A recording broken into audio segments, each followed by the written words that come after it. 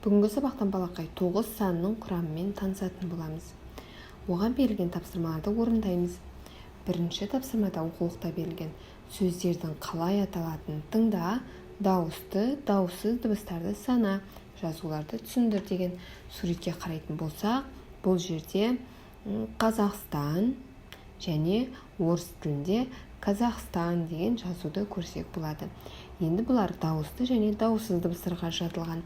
Бұл сөздің ішіндегі дауысты дыбыстардың саны 3, олар қызыл түспен белгіленген.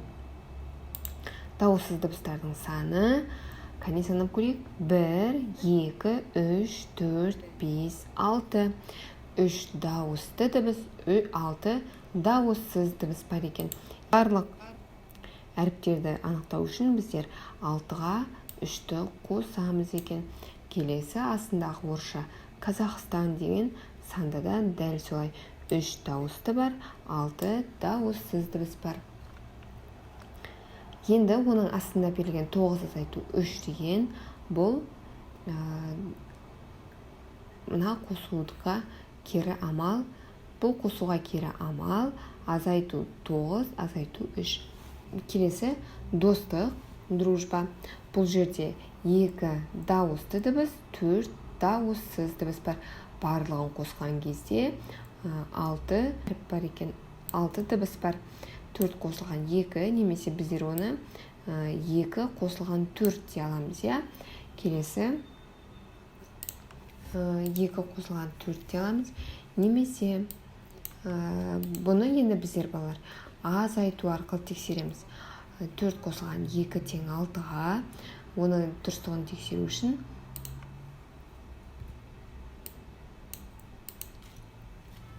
6 азайту 2. Келесі 2 қосылған 4 тең 6-ға, азайту арқылы тексереміз. 6 азайту 4 тең 2-ге. Келесі халық. Бұл жерде 2 дауысты, 3 дауыссыз бар. Барлық әріп санын анықтау үшін біздер екеуін бір-біріне қосамыз. 3 қосылған 2 тең 5-ге, барлығы 5 әріп бар. Келесі народ. Орыс тілінде, халық орыс тілінде народ деп айтылады. Енді бұның ішінде де 2 дауысты, 3 дауыссыз дыбыс бар. Енді біздер бұл жерге 2 дауысты және 3 дауыссыз дыбыс бар. Барлығы бұл жерде народ деген сөзде 5 әріп бар екен. Келесі біздер оны азайту арқылы тексереміз. 5 азайтылған 3 тең 2-ге. Келесі 3 қосылған 2 тең 5-ге, азайту арқылы тексереміз. 5 азайтылған 2 тең 3-ге. Осылай балақай біздер қосуды азайтумен, азайтуды қосумен тексере аламыз. Келесі досыңа сандардың құрамы бойынша сұрақтар қой. Бұл жерде 7, 8, 9 сандарының құрамы берілген. Кәне, 1-ге қандай санды қосқан кезде 7 болады? 1-ге 6-ны қоссақ 7 болады. 2-ге 5-ті қосқан кезде және 3-ге 4-ті қосу арқылы 7-ні аламыз.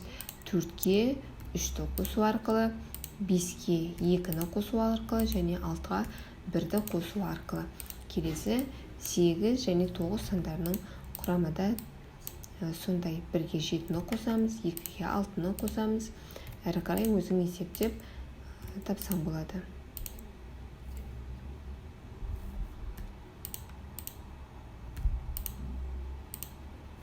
Бұл есепті аяқтадық. Келесі әр суретке сәйкес сандардың қосындысы мен айырмасын таңда, оларды есепте және жаз деген тапсырма берілген. Қане тауып көрейік. Ең бірінші мына жерде 6 қызыл алма тұр. Барлығы 9 қызыл алма тұр. Оның 3-еуін алып тастаған.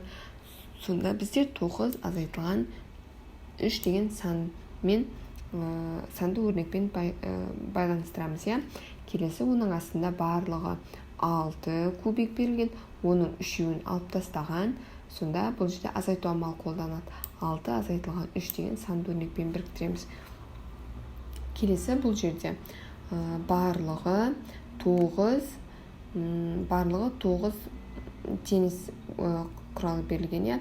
Бұл жердегі оның 6-ауы көк түсті де, 3-еуі қызыл түсті.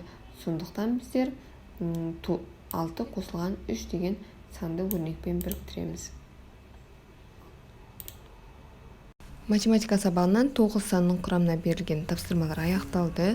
Түсінікті болды деген ойдамын. Келесі сабақта кездескенше.